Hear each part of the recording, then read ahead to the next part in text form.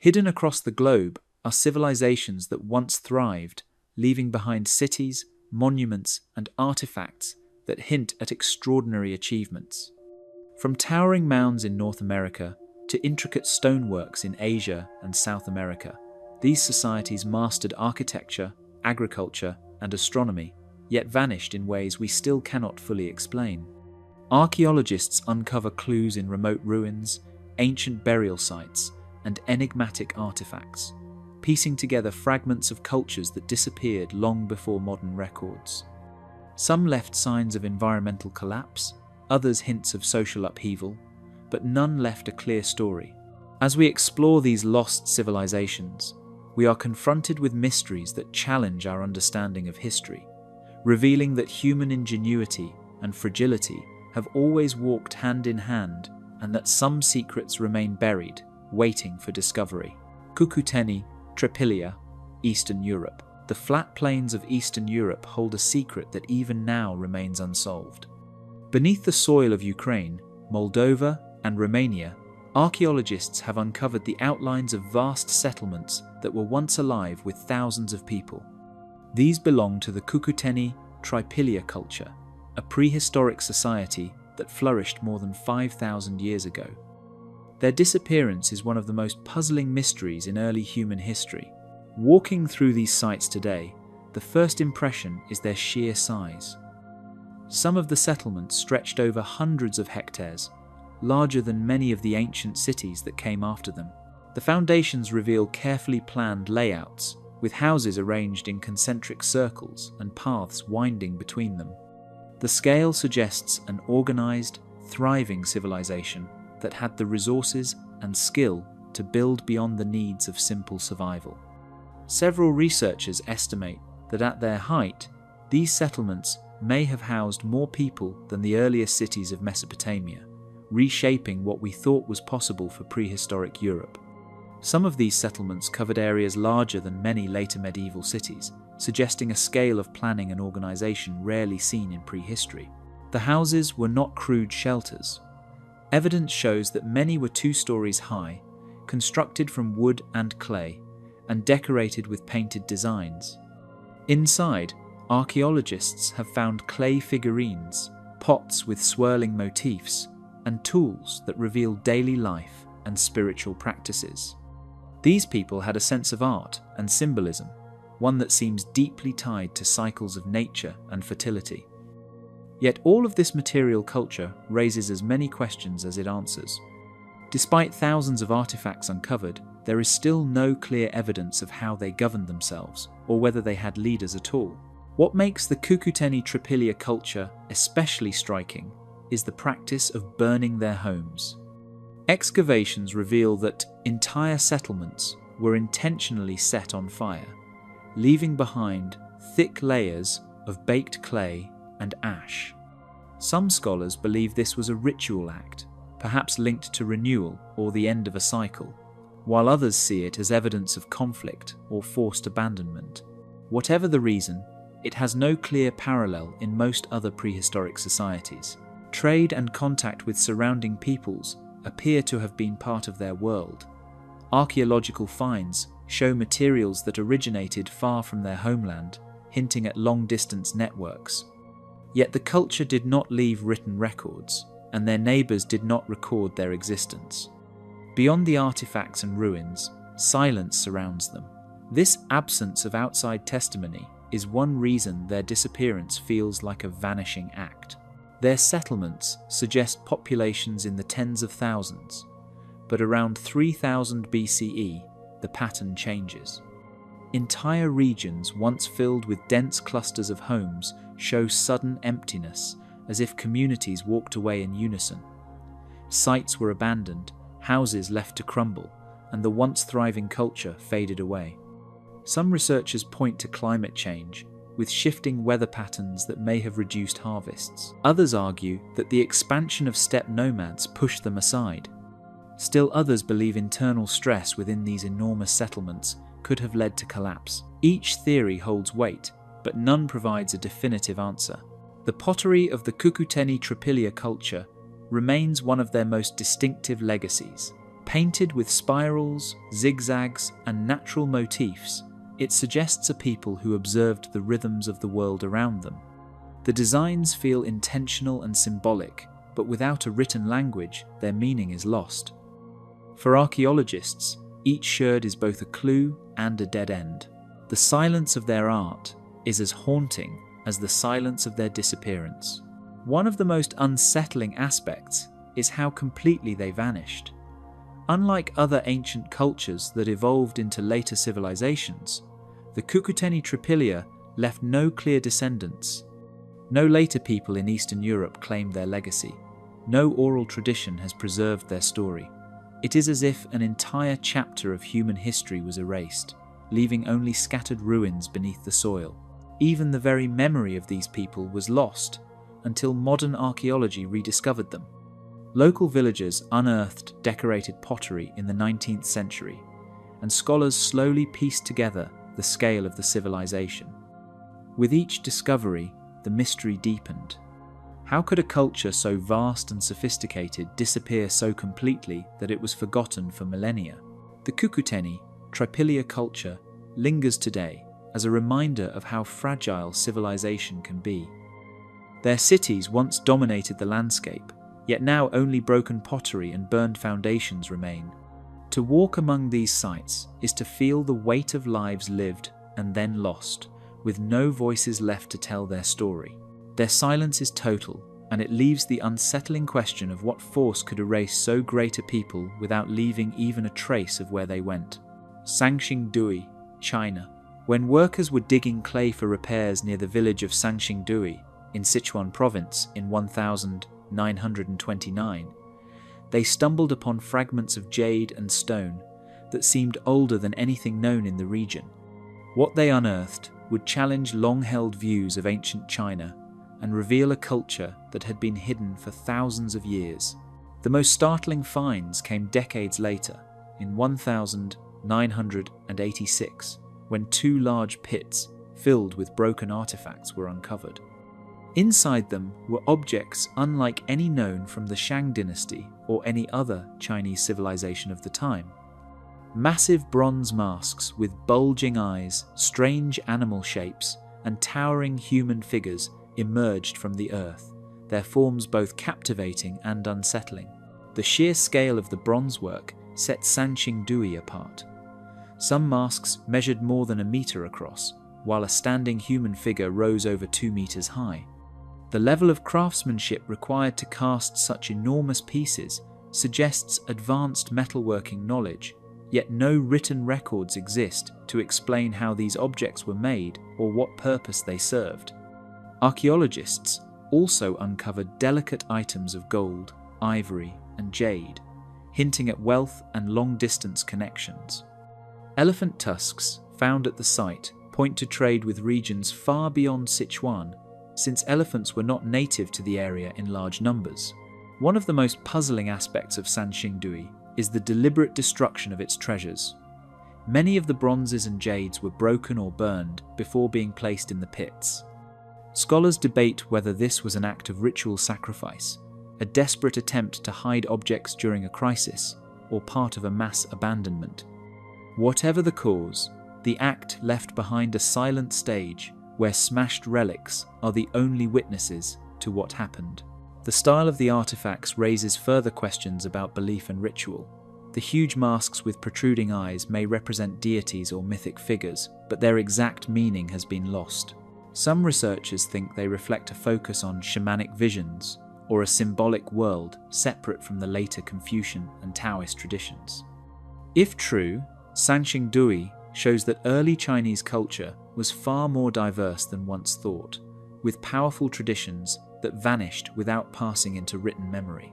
For decades, the mystery of who these people were remained unsolved. Then, new excavations in 2021 uncovered 6 more pits, revealing even stranger artifacts, including bronze trees that rose several meters high and vessels shaped in unfamiliar forms. These discoveries confirmed that Sanxingdui was not an isolated site, but part of a larger, complex civilization whose scale is still being measured. The finds only deepened the enigma of why such an advanced society vanished so completely. Clues point to a sudden disappearance around 1200 BCE. Archaeologists suggest that an earthquake may have altered the course of the Minjiang River, cutting off the water supply that sustained Sanxingdui. Others propose invasion or social upheaval, yet no single explanation fits all the evidence, and the civilization seems to have left no texts, no records, and no direct continuation into the dynasties that followed. The silence around their end is as striking as the brilliance of their art.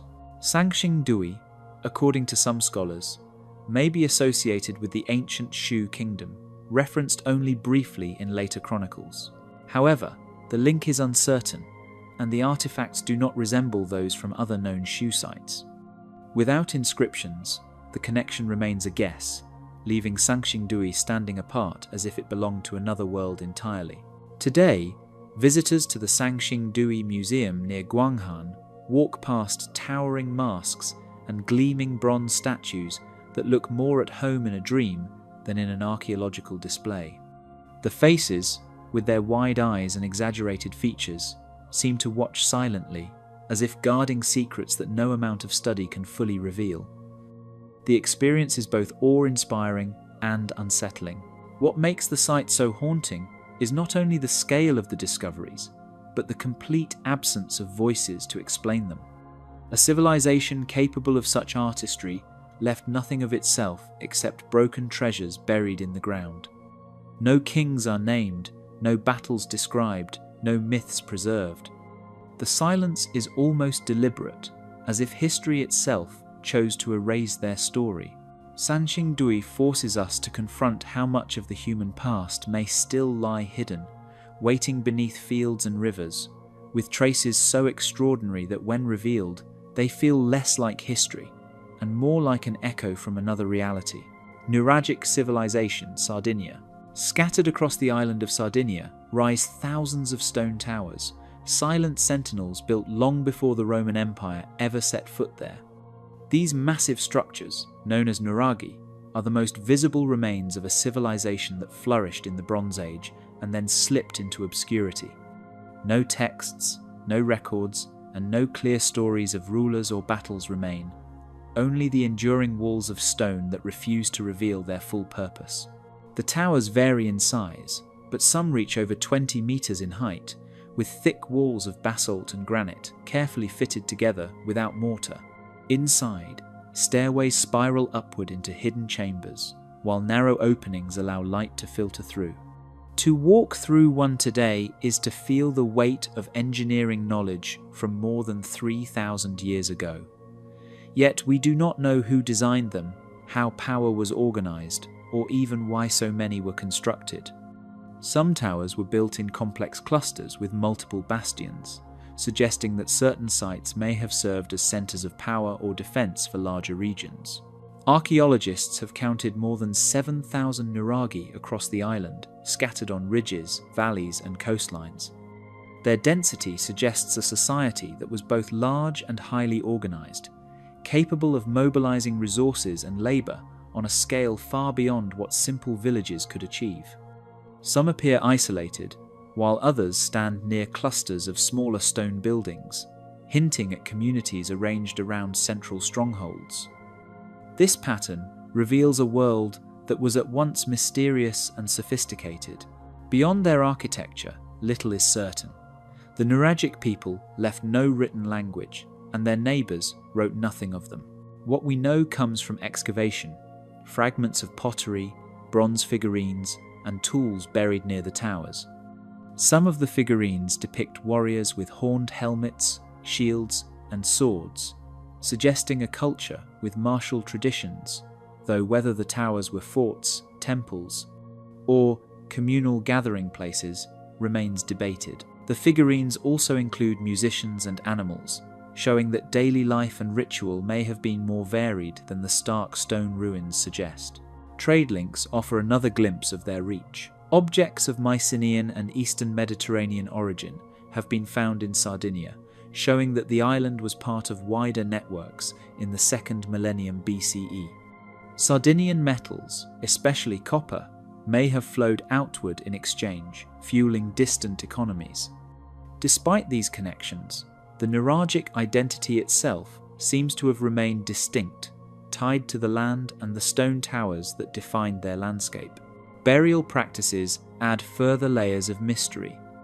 Monumental tombs, often called giants' graves, stretch across the island, built with great slabs of stone and lined in long arcs. The sheer size of these structures suggests rituals of community and remembrance, but the lack of inscriptions or clear offerings leaves interpretation uncertain. Who was buried there, how leadership was marked, and what beliefs shaped these customs are questions still unanswered. As centuries passed, the Nuragic civilization shifted but did not entirely vanish. Later, Phoenician and Carthaginian colonies rose along the Sardinian coasts, followed by Roman conquest, yet the meaning of the towers had already begun to fade. Locals repurposed some of the structures, while others collapsed into the earth. The original builders disappeared into anonymity, their memory surviving only in stone. Roman writers who described Sardinia mentioned its rugged landscapes and resistant people, but never explained who had built the ancient towers that dotted the island. The scale of their construction makes their obscurity even harder to explain. To build so many towers across such rugged terrain required planning, coordination, and leadership. The absence of writing or carved symbols leaves an unusual silence compared to other Mediterranean cultures of the same period. It is as if an entire society, once strong and complex, deliberately erased its own story, or never committed it to a form that could survive. Modern excavations continue to add pieces to the puzzle. Recent digs have revealed bronze models of ships and ritual objects that hint at ceremonies tied to the sea. Some scholars suggest that water and fertility may have played central roles in their beliefs, but without texts, the meaning remains elusive. Each new discovery raises fresh questions without providing the final answer.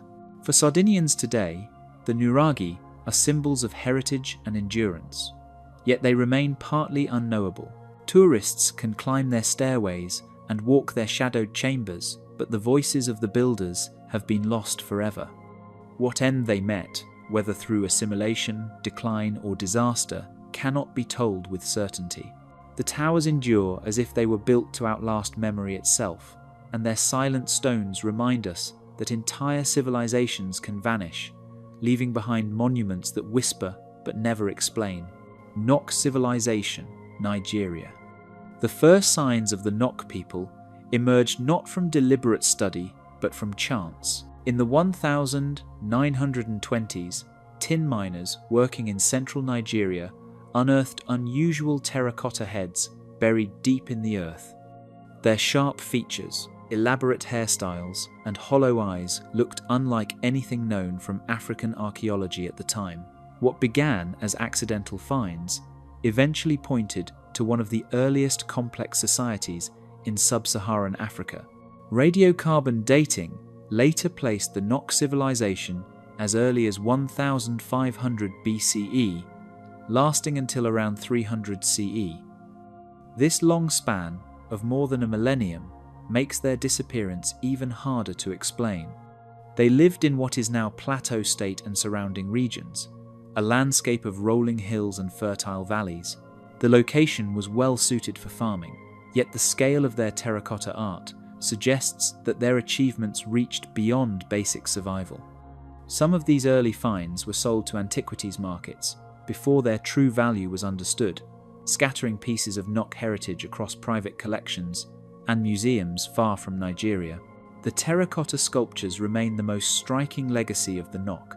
Some figures stand nearly life-sized, with detailed facial expressions that suggest individuality and emotion. Others depict animals, riders, and mythical forms that may have held ritual meaning.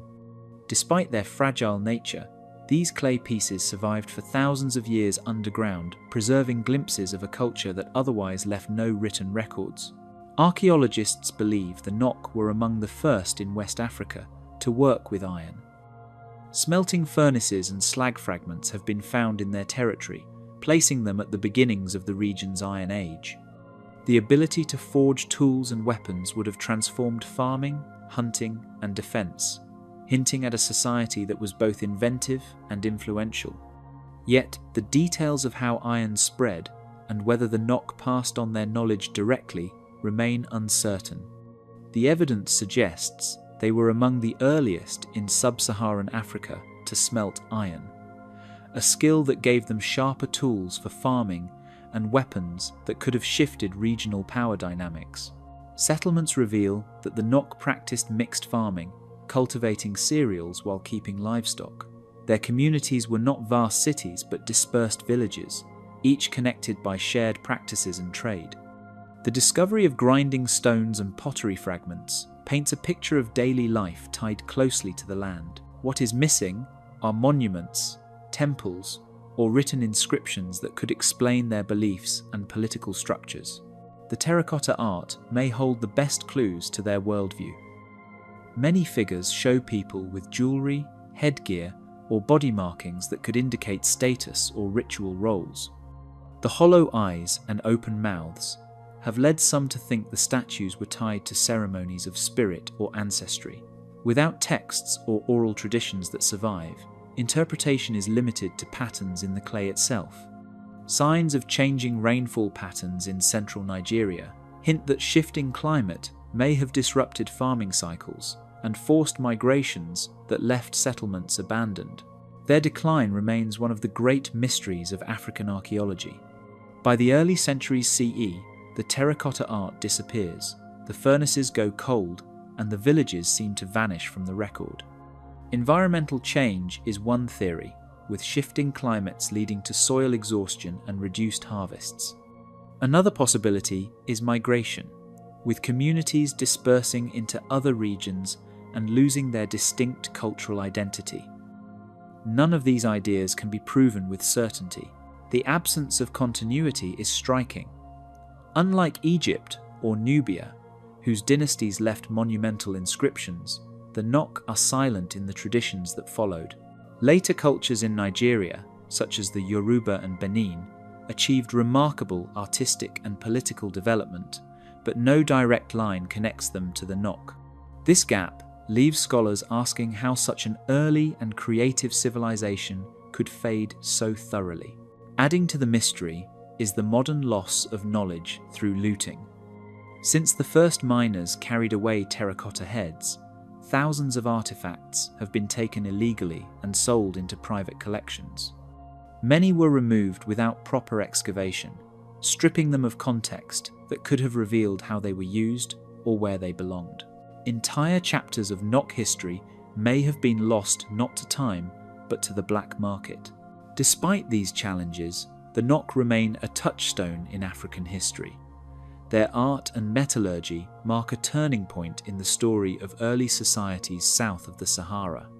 Each surviving sculpture is both a triumph of craftsmanship and a reminder of how little we know.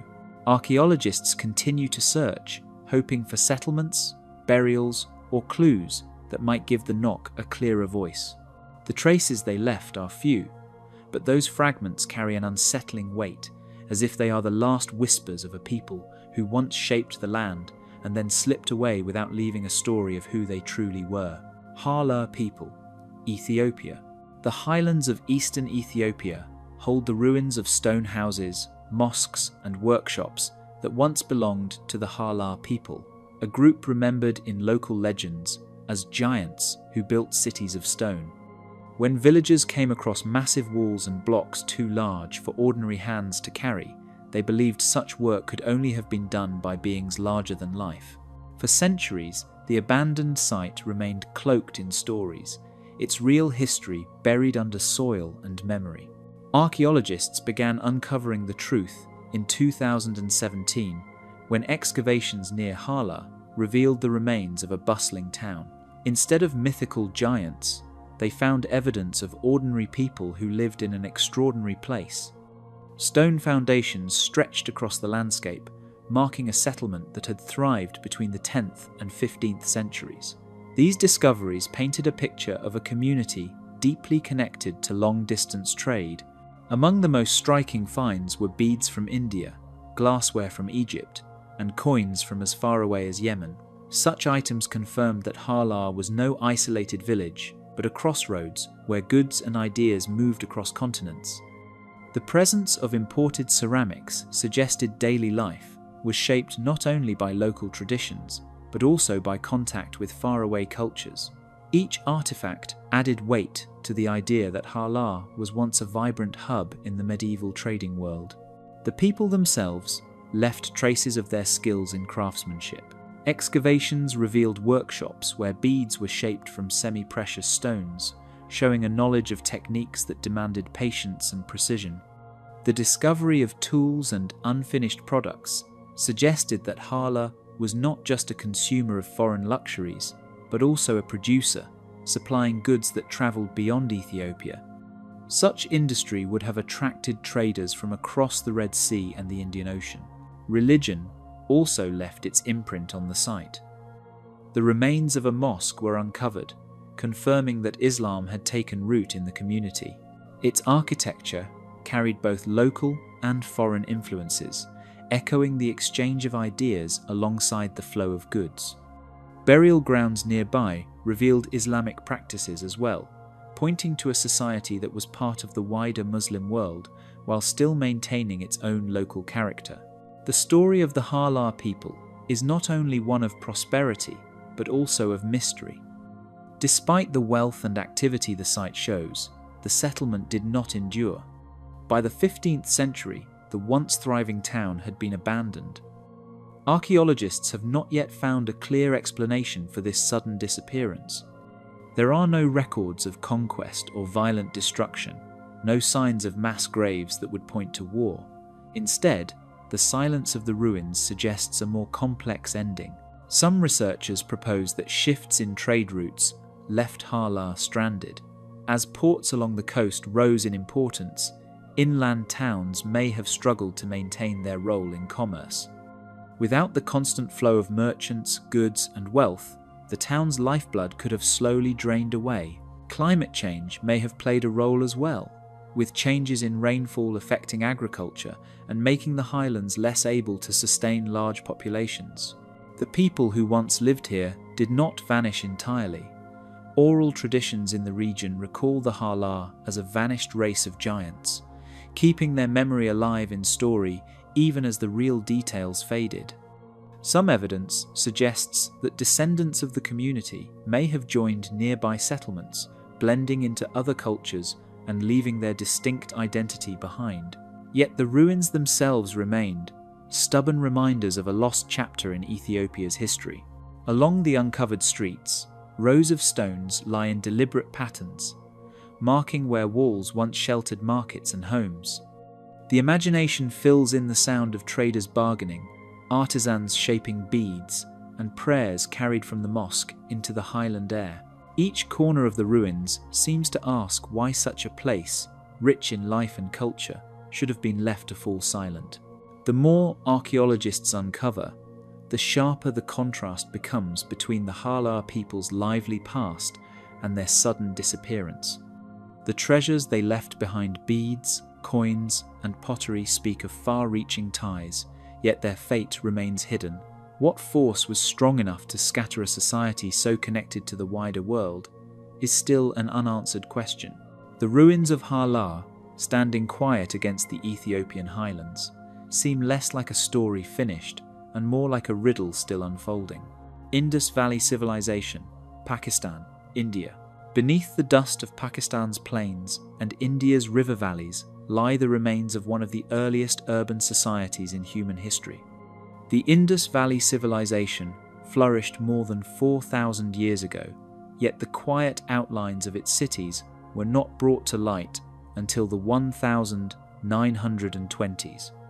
When archaeologists began uncovering brick walls, drainage channels, and carefully laid streets, they realized they were standing in the heart of a civilization as sophisticated as those of Mesopotamia and Egypt. The ruins of Harappa and Mohenjo-Daro revealed cities built on a grid pattern, with wide avenues intersecting at right angles and neighborhoods carefully planned. Houses were often made of uniform baked bricks, some with multiple stories, suggesting standards in construction and social organization. Beneath the streets ran covered drains, an early sanitation system that pointed to a remarkable concern for cleanliness and public health. Such design was centuries ahead of its time, making these cities some of the most advanced of the ancient world. Artifacts found within the sites provide a glimpse of daily life. Small seals, carved with animals and abstract symbols, may have been used in trade, though their exact purpose remains uncertain. Pottery, decorated with geometric patterns, figurines of clay, and tools of copper and bronze, show a people skilled in craftsmanship. The uniformity of weights and measures across different cities suggests a shared economic system, one that allowed for wide networks of exchange. Agriculture formed the backbone of the civilization. The fertile plains near the Indus River and its tributaries provided wheat, barley, and cotton, which may have been among the earliest cultivated in the world.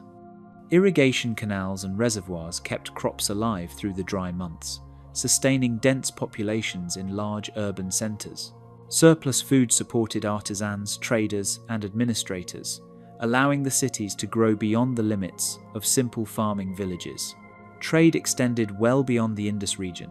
Archaeologists have uncovered goods such as lapis lazuli from Afghanistan, beads and shells from coastal areas, and evidence of contact with Mesopotamia, where texts mention merchants from Melahar, thought to refer to the Indus Valley. Such exchanges brought not only material wealth, but also ideas that connected this society to a larger world of early civilizations. For all its achievements, the Indus Valley still holds many unanswered questions. The script carved into seals and pottery fragments has never been fully deciphered, leaving historians unable to read its laws, stories, or records. Without written history, the voices of the people remain silent, their beliefs and political structures hidden behind symbols that resist understanding. Scholars debate whether the society was ruled by kings, priests, or councils, but the ruins offer no definitive answer. The mystery deepens when considering religion and culture. Figurines of women have led some to suggest fertility cults, while seals bearing images of horned figures seated in yogic postures hint at early spiritual practices that may predate later Hindu traditions. Public baths, such as the Great Bath at Mohenjo-Daro, suggest rituals connected to water and purity. Yet, without texts, these interpretations remain speculative, fragments of a larger picture that continues to elude certainty. The collapse of the Indus Valley civilization adds another layer of intrigue. By around 1900 BCE, many of its cities were in decline. Archaeological evidence points to shifts in river courses, floods, and possible droughts that may have disrupted agriculture. As food supplies dwindled and trade routes changed, urban centres likely became unsustainable, the once thriving cities emptied, and the knowledge that built them slipped into obscurity. Later cultures in South Asia inherited some elements of the Indus Valley, such as farming practices and craft traditions, but the urban world of Harappa and Mohenjo-Daro never re-emerged in the same form. The reasons remain debated, with scholars weighing climate change, environmental pressures, and migration as possible causes. Each explanation offers pieces of the puzzle, yet none alone can account for the complete disappearance of a society so organized and resilient. At present, the ruins stand as silent grids of brick, their drains and courtyards open to the sky. Archaeologists continue to dig, uncovering clues that bring us closer to understanding, but many questions endure. The undeciphered script lies at the heart of the mystery, holding secrets that could transform what is known about the Indus Valley. Until those symbols are unlocked, the civilization will remain one of history's greatest enigmas. The stones of Harappa and Mohenjo-Daro still seem to guard their own silence, as if the answers to their story are waiting for the right eyes to see. Olmec Civilization, Mexico. In the tropical lowlands of southern Mexico, colossal stone heads rise out of the earth, their heavy features staring across the landscape with an unsettling stillness. These massive sculptures, some weighing more than 40 tons, are the most famous relics of the Olmec civilization, a culture that flourished long before the rise of the Maya or the Aztec.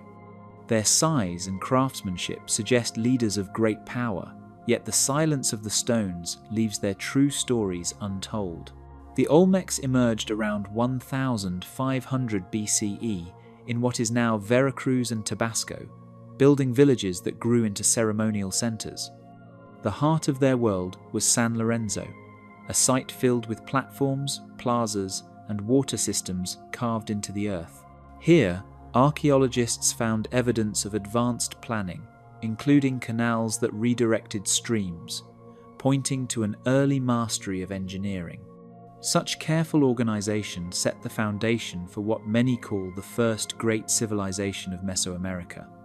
Massive basalt blocks, hauled from quarries dozens of kilometers away, show the Olmecs commanded not only engineering knowledge, but also the ability to mobilize and organize large workforces. Art and symbolism were central to Olmec culture.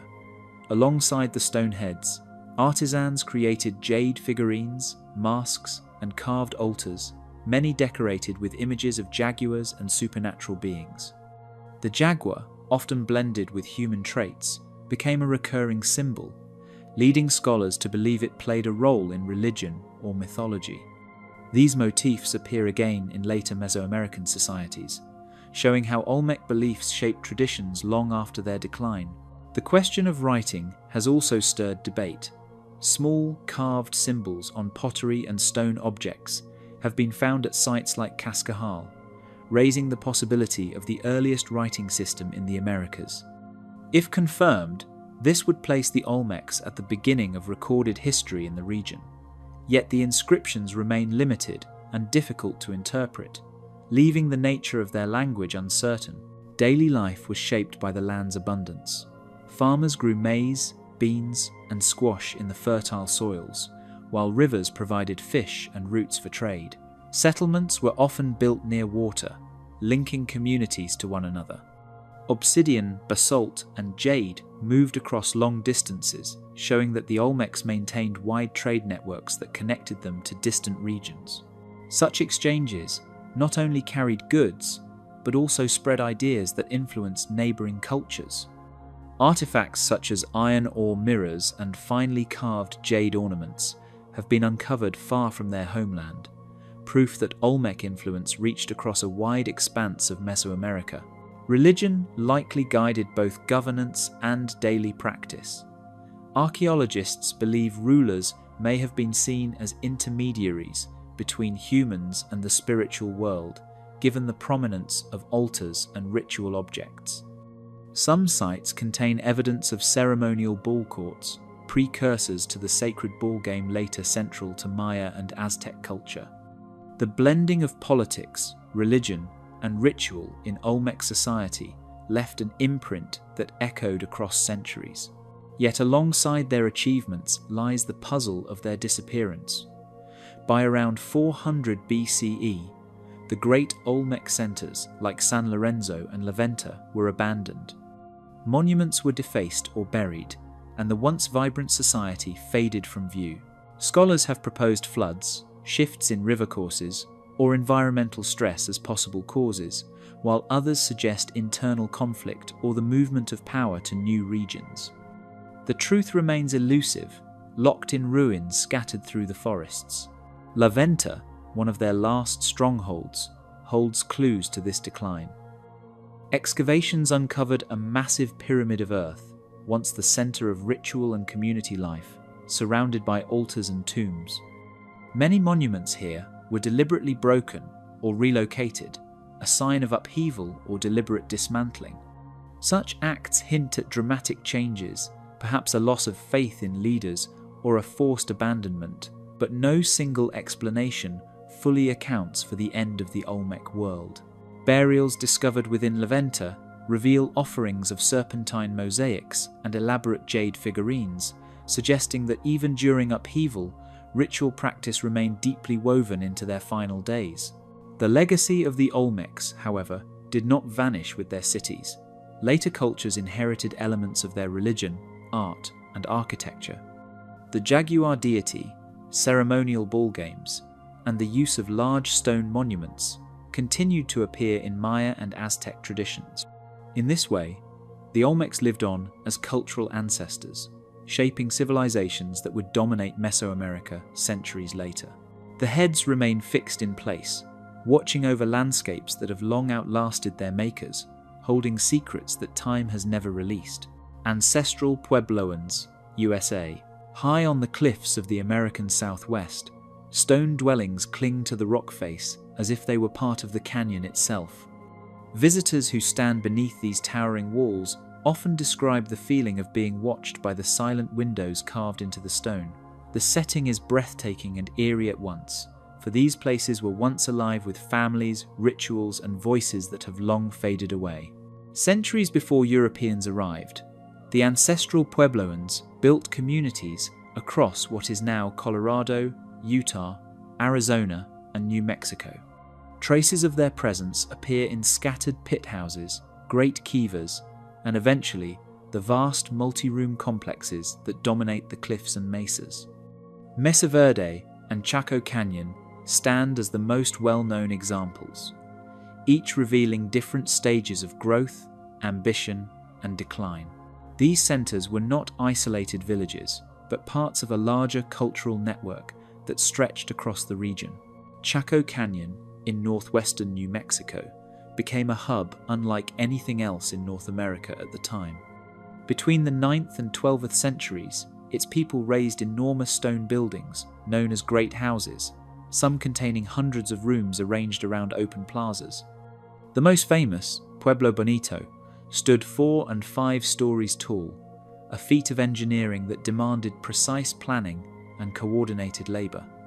Roads radiated from Chaco for miles across the desert, their straight lines still visible from the air, suggesting an organized system that linked distant outposts. Archaeologists have also uncovered evidence of large-scale gatherings at Chaco, where people from distant settlements converged for trade, ceremonies, and the exchange of ideas. While Chaco showed power through scale and reach, Mesa Verde revealed a different side of ancestral Puebloan life. Here, in the 12th and 13th centuries, families constructed their homes in sheltered alcoves within steep canyon walls.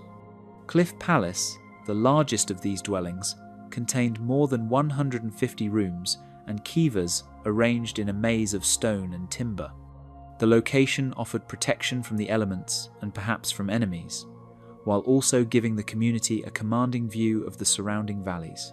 Religion and ceremony guided much of this world. Kivas, circular subterranean chambers, served as sacred spaces where rituals connected the community to their spiritual beliefs. Archaeologists uncovered evidence of ceremonial fires, painted murals, and objects placed as offerings. The alignment of some structures with solstices and lunar cycles points to an advanced understanding of astronomy, a knowledge woven into their architecture and seasonal traditions.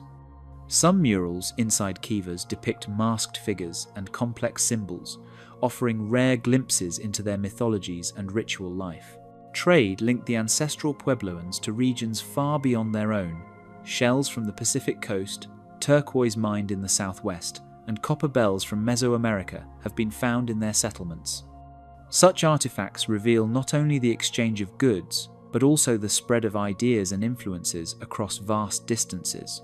These connections suggest the people of Chaco and Mesa Verde were part of a wider world that extended far past the desert plateaus. Yet this flourishing culture did not last. By the late 13th century, many of the great cliff dwellings of Mesa Verde were abandoned.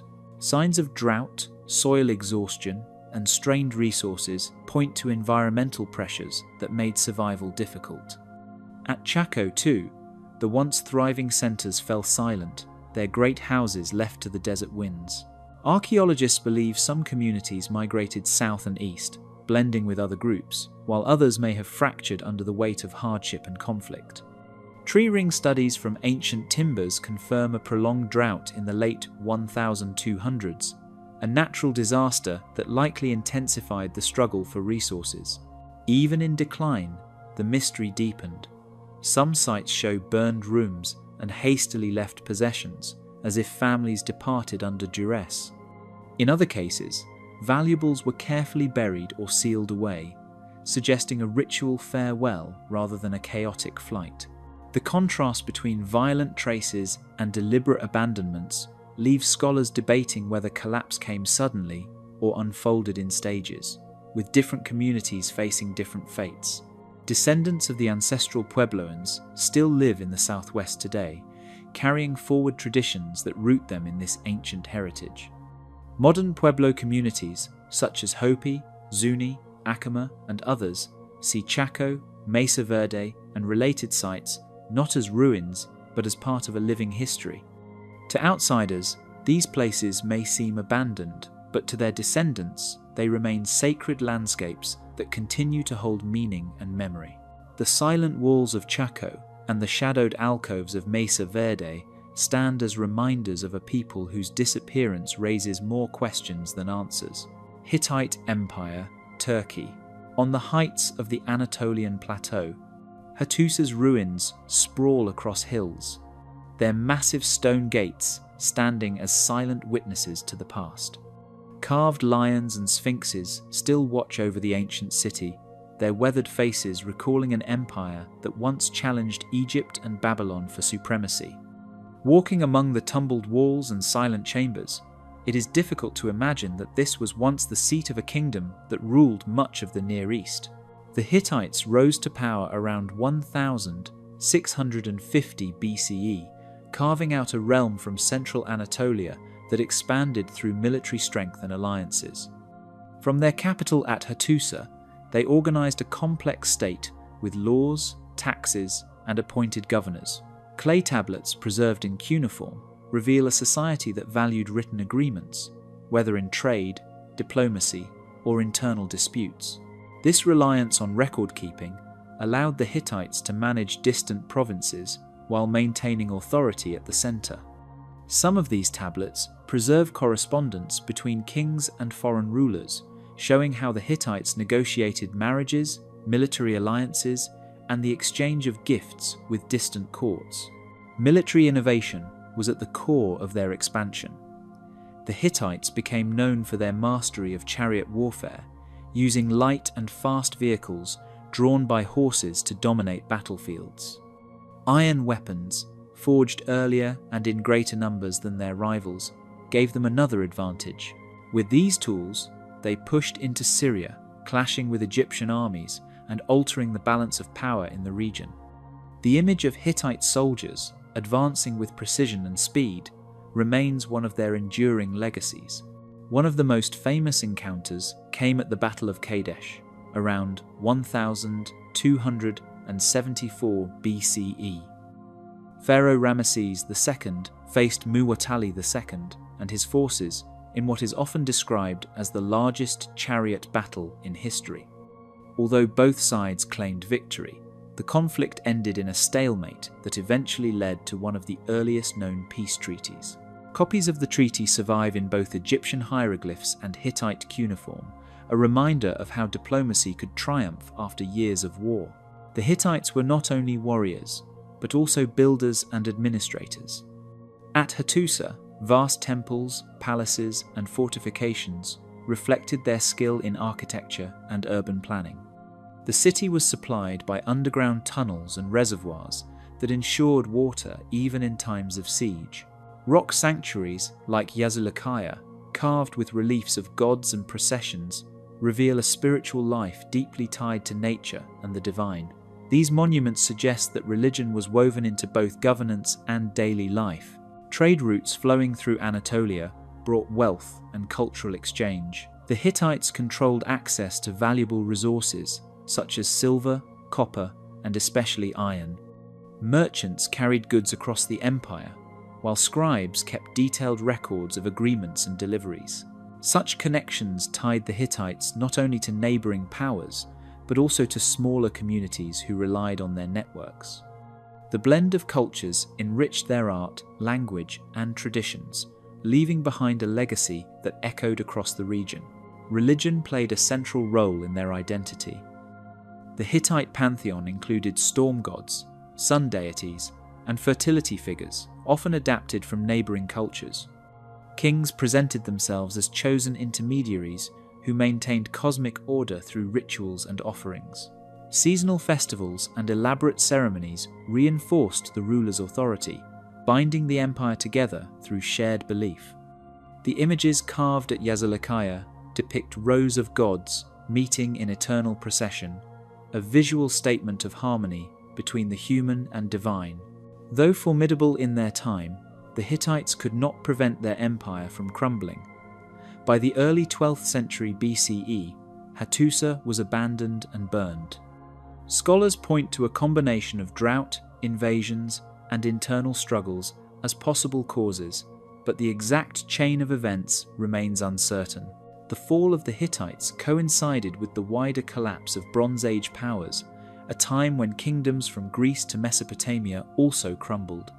For the Hittites, centuries of dominance ended in silence, leaving future generations to wonder how such an organized state could vanish so quickly.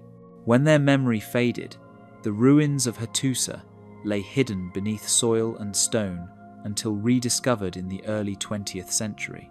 Excavations revealed thousands of tablets that unlocked details of their laws, battles, and daily life.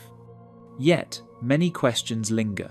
How their empire functioned during its final years, why their cities were abandoned, and how survivors integrated into the shifting world that followed.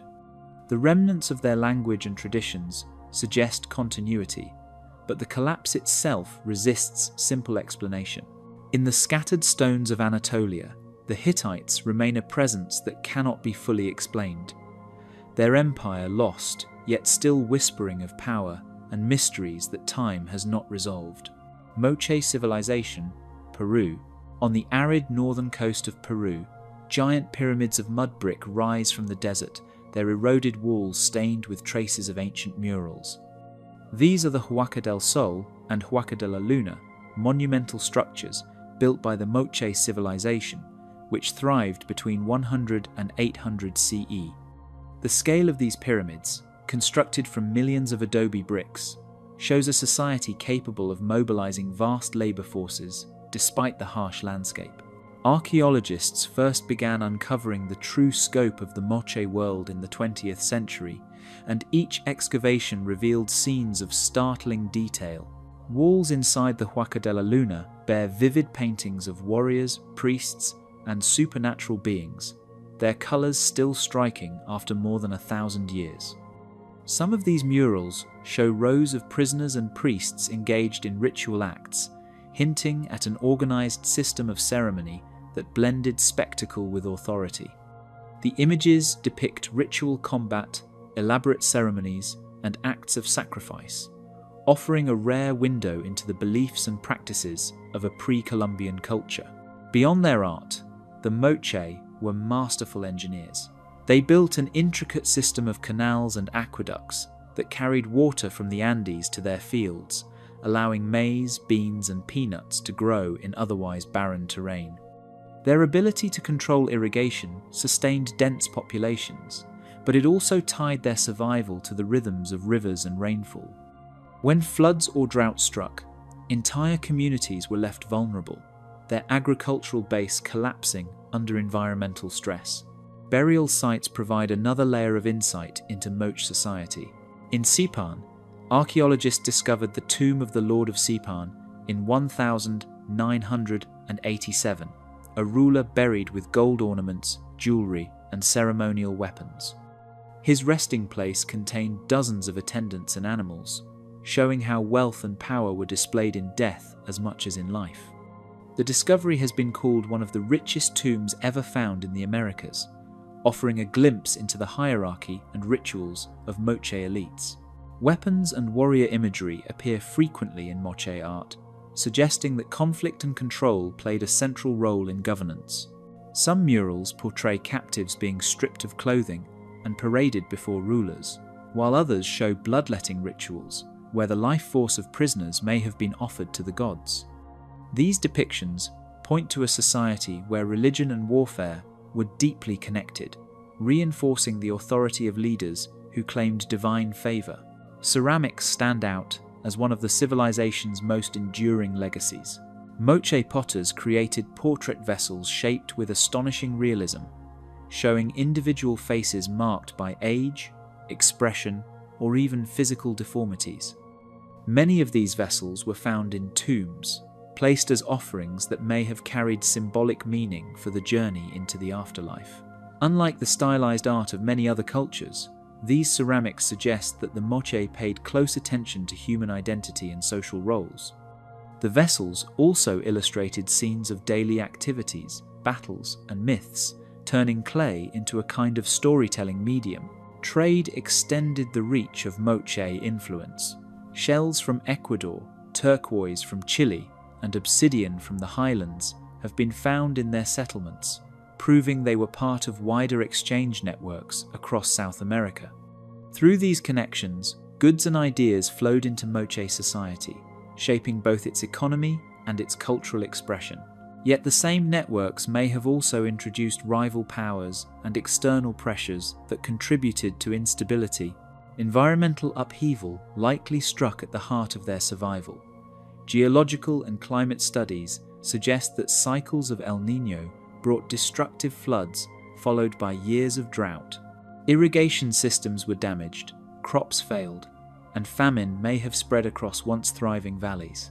In the midst of this chaos, confidence in rulers and rituals could have weakened, fueling unrest and the abandonment of major centers.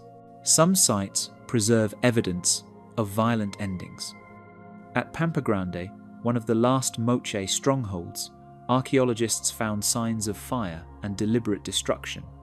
Monuments were abandoned, and the population seems to have dispersed across the landscape. While natural disaster was a trigger, internal conflict and shifting alliances may have accelerated the breakdown, leaving no single explanation for why the civilization disappeared so completely.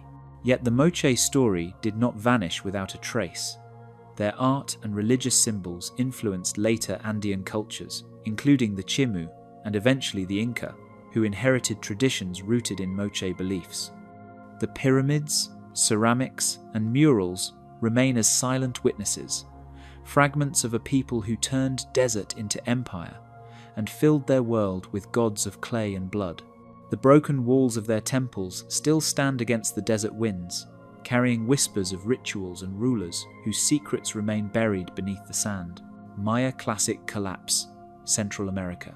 The cities of the Maya once rose out of the forests of Central America, with temples and pyramids that reached toward the sky, their limestone facades gleaming in the sunday.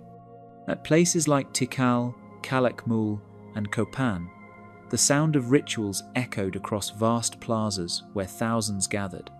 Yet by the end of the 9th century, many of these once thriving centers had been left silent, their rulers gone, their monuments swallowed by vines and roots.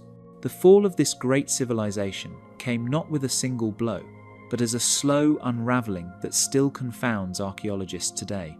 Carved stone monuments provide part of the puzzle. Known as stelae, they recorded the names of kings, dates of victories, and sacred ceremonies that bound rulers to the cosmos. These inscriptions continue through the 8th century, but in many places they cease abruptly after that. The silence of the carved texts is striking, as if the voices of leaders who had once commanded vast regions suddenly faded. Scholars read these breaks in the record as signs of political collapse, where dynasties that had ruled for generations could no longer maintain power. Archaeological layers reveal another story beneath the soil. Excavations at sites such as Copan show that construction of large monuments slowed and then stopped altogether toward the end of the Classic period. Buildings that once displayed grandeur were abandoned mid-project, with unfinished blocks still lying where workers had left them. In some places, new structures were poorly built compared to earlier ones, suggesting dwindling resources or labour shortages. These physical traces point to a society struggling to sustain the ambitious projects that had once defined Maya greatness. The environment added its own pressures. Climate records drawn from lake sediments and stalagmites in Belize and the Yucatan Peninsula reveal a series of severe droughts between the late 8th and early 10th centuries. For a society that relied on rainfall to fill reservoirs and sustain maize agriculture, these prolonged dry periods would have been devastating. The evidence of dried-up water sources near major cities strengthens the view that environmental stress played a major role in the unraveling of Maya society. Yet drought alone does not explain the scale of the decline. Warfare between rival kingdoms became increasingly destructive during the late Classic period. Inscriptions describe battles where cities were burned and leaders captured or sacrificed. Murals from Bonampak show captives stripped and humiliated before victorious rulers, highlighting how war was not only common but central to the display of power. As conflict intensified, alliances broke apart, and once strong networks of trade and tribute weakened. The strain on common people was immense. Excavations of household remains show shifts in diet, with evidence that maize yields declined and people turned to more resilient but less nutritious foods. Skeletons from this time bear marks of malnutrition and disease, revealing the hardships endured by the wider population. As food became scarce and rulers demanded more for war and tribute, the support that had upheld the elite began to crumble. The loss of confidence in leadership may have been as destructive as the droughts themselves. Trade routes that once stretched across Mesoamerica also faltered. Obsidian from central Mexico, shells from coastal waters, and jade from distant sources all became harder to find in the archaeological record during the 9th century. The breakdown of long-distance exchange not only cut off luxuries for elites, but also undermined economic systems that had bound different regions together. Without these networks, cities became increasingly isolated, more vulnerable to local shortages and conflict. Hardships mounted, yet the collapse of Maya centers did not come as a single sweeping event. Cities in the northern Yucatan, such as Chichen Itza, continued to thrive for centuries after the southern lowlands had emptied. The differences in survival suggest that local strategies and geography shaped each city's fate. Those with access to cenotes, or natural wells, endured longer, while places without reliable water sources were abandoned more quickly. The uneven pattern of collapse complicates any attempt to explain the decline with a single cause. The classic collapse is seen by contemporary researchers as the outcome of numerous forces coming together. Political instability, environmental change, warfare, and economic breakdown appear to have reinforced one another, creating a spiral of decline. Each new excavation adds details that make the story richer, but also more complex, for there is no single narrative that explains how an entire civilization unraveled. The Maya did not vanish altogether, as their descendants still live throughout the region, carrying on traditions and language that connect them to their ancestors.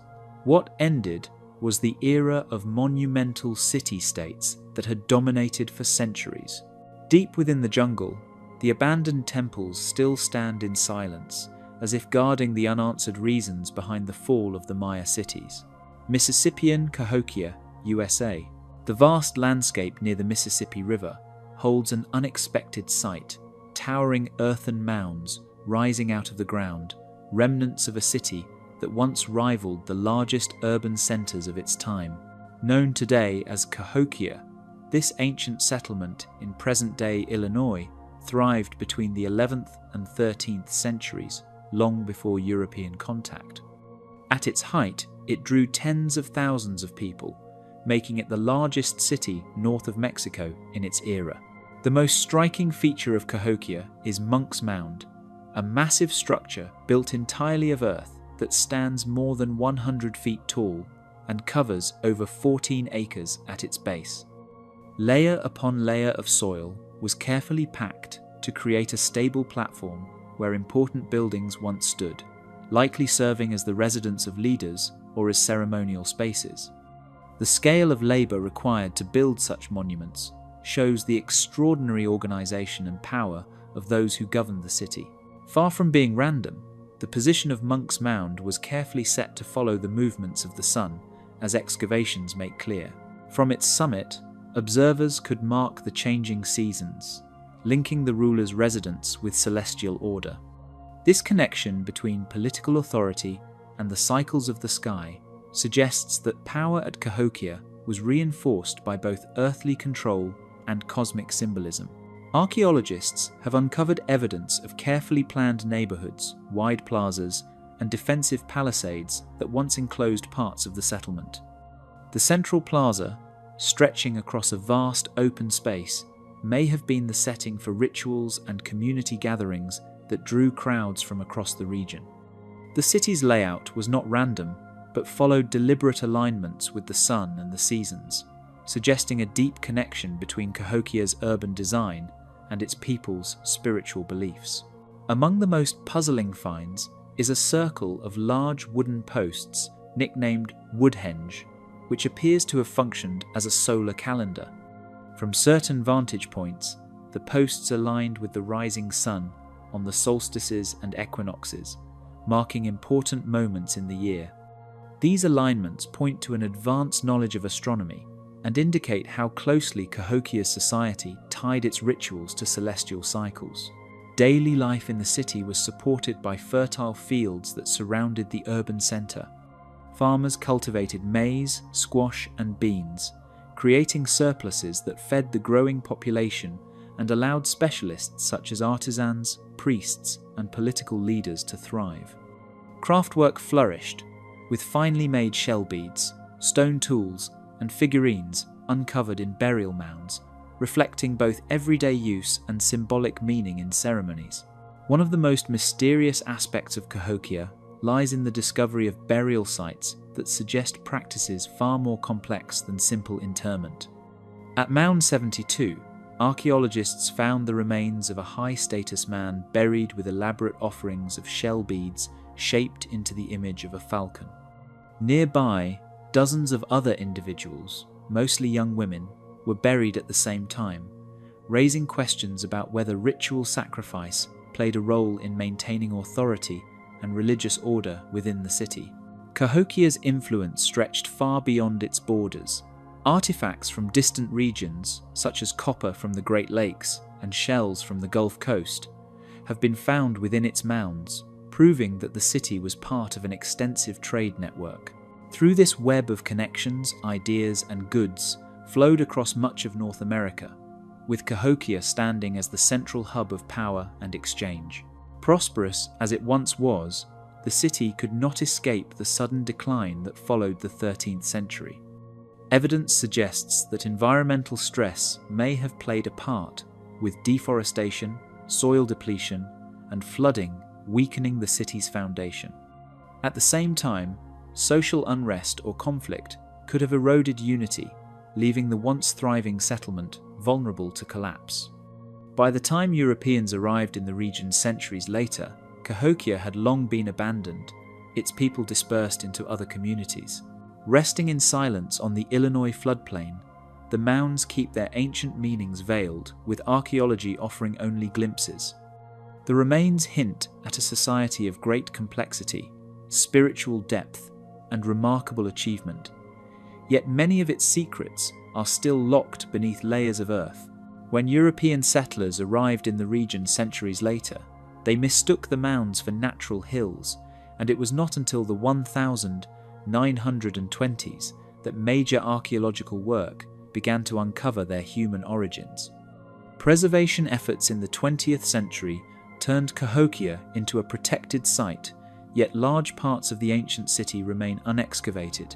Beneath unturned soil may lie answers that could change our understanding of how this society rose and why it fell. The silence of Cahokia lingers, as if the land itself remembers a story that has never been fully told.